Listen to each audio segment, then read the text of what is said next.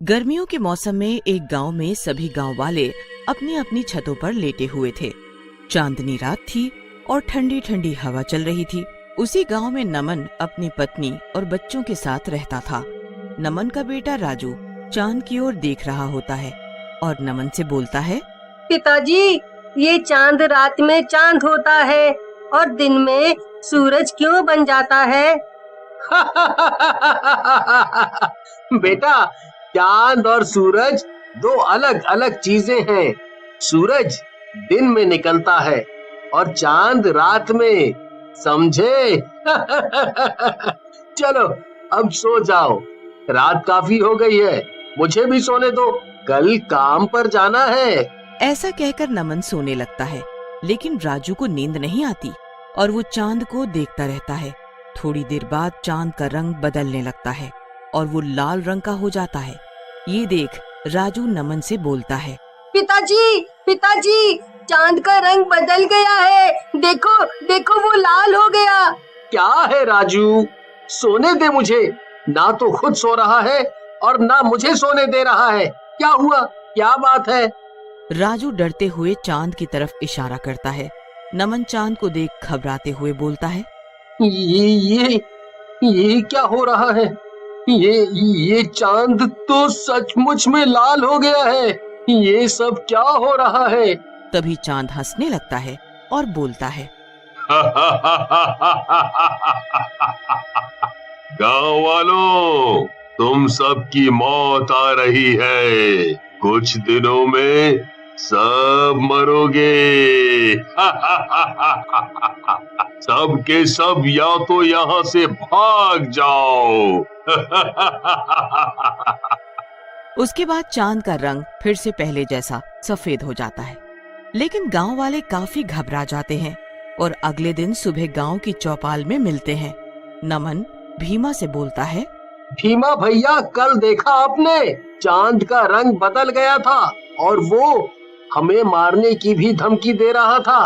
पता नहीं क्या हो रहा है ये सब कुछ। हाँ, देखा तो मैंने भी अपनी छत से था, लेकिन मुझे कुछ बात समझ नहीं आई। मुझे तो आंखों का भ्रम लगा। अरे भीमा भैया, ये कौनो गणित का सवाल है जो तुमको नहीं समझ आया है? और दारू पिए थे का जब भ्रम लगा? अरे वो चंदवा हम लोगों को धमका रहा था सीधा सीधा, और तुम कहा तो कुछ समझ नहीं आया है? अरे इसीलिए तो मैं तुमसे बात नहीं करता पुत्तन, बिल्कुल जाहिल की तरह बात करते हो। अरे तुम दोनों लड़ो मत।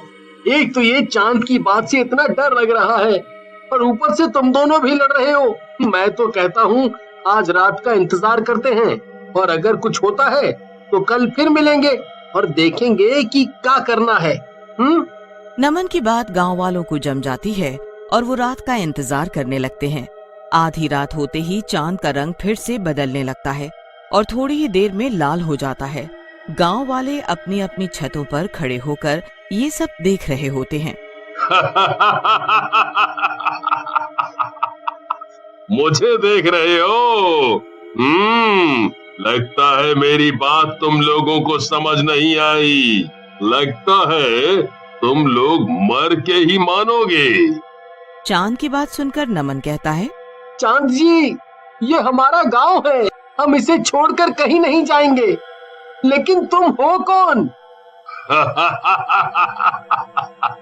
लगता है तुम लोगों ने मरने का ठान लिया है। अगर ऐसा ही है तो ये ही सही। चांद के ऐसा बोलते ही वहाँ जोरों से लाल रंग की बारिश होने लगती है।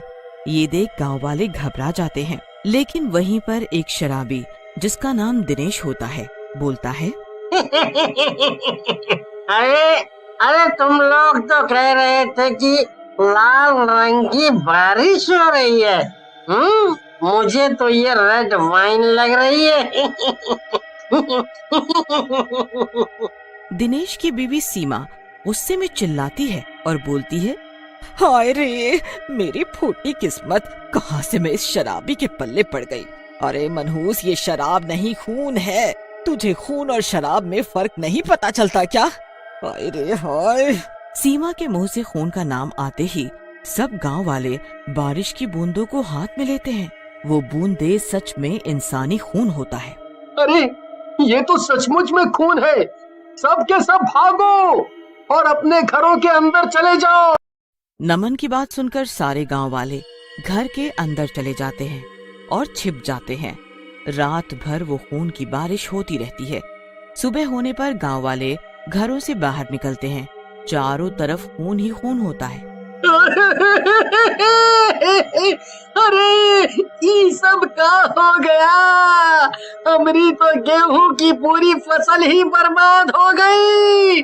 अरे पुत्तन भैया, आप रोइए मत। हमारे यहाँ तो चांद और सूरज की पूजा करते हैं, लेकिन ये सब क्या हो रहा है कुछ समझ नहीं आ रहा। हम सब गांव वाले आपके साथ हैं। हमारी भी फसलें खराब हो गई हैं। हमें मिलकर इस समस्या का समाधान निकालना होगा। क्या समाधान निकालोगे नमन तुम? देखा नहीं उस चांद ने हमें क्या कहा है? इस गांव को छोड़कर चले जाओ। भीमा भैया, आपको जाना है तो जाओ। मैं ये गांव छोड़कर कहीं नहीं जाऊंगा। ये मेरा गांव है। मैं एक शैतान से डरकर गांव नहीं छोड़ सकता। ऐसा कहकर नमन वहाँ से चला जाता है। रात होते ही वही खूनी चांद फिर से निकलता है और बोलता है, तुम गांव वाले लगता है ऐसे नहीं जाओगे। अगर ऐसा है तो मरो फिर। ऐसा कहकर चांद फिर से वही खूनी बारिश करने लगता है। गांव वाले पूरी रात घरों में दुबक कर बैठे रहते हैं और सुबह जब सब बाहर निकलते हैं, गांव वाले अपने अपने जानवरों के पास जाते हैं, लेकिन बारिश की वजह से सारे जानवर मर चुके होते हैं।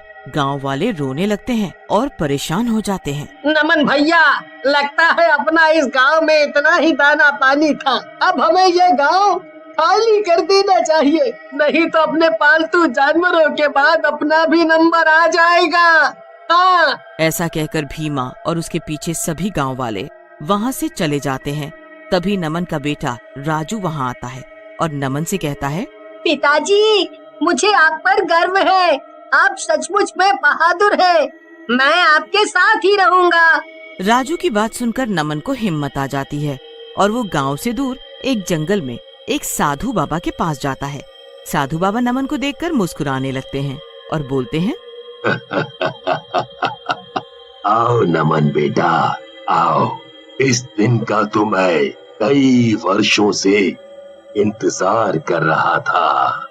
बाबा, आप मुझे कैसे जानते हैं? आप और मैं तो पहले कभी नहीं मिले। नमन बेटा, मैं तो तुम्हें तुम्हारे पिछले जन्म से जानता हूँ। ये सब जो हो रहा है तुम्हारे पिछले जन्मों का परिणाम है। दरअसल तुम पिछले जन्म में इस गांव के राजा थे और ये चांद रूपी शैतान जो है वो दूसरे राज्य का राजा था। लेकिन बाबा, अगर ये मर गया था तो ये चांद कैसे बन गया? लगता है नमन बेटा तुमने मेरी पूरी बात नहीं सुनी। अरे ये तांत्रिक शक्तियों में निपुण था और इसने अपनी तंत्र विद्या से चांद को बंदी बना रखा है। लेकिन बाबा, अब हम इससे कैसे निपटेंगे? अगर ऐसे ही रहा तो ये सबको मार डालेगा। बेटा, उपाय तो है लेकिन बहुत कठिन है। बाबा, कुछ भी हो, मैं लोगों की जान बचाने के लिए कुछ भी करूंगा। बेटा, तुम्हें अपने बेटे राजू के अंदर मेरी आत्मा को जाने देना होगा, क्योंकि चांद के पास जाकर ही उस शैतान को मारा जा सकता है।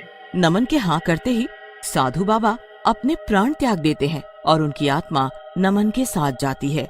रात में चांद गांव में फिर निकलता है। नमन छत पर राजू के साथ खड़ा होता है, लेकिन तभी साधु बाबा की आत्मा राजू के अंदर प्रवेश कर जाती है और नमन को दूर धक्का दे देती है।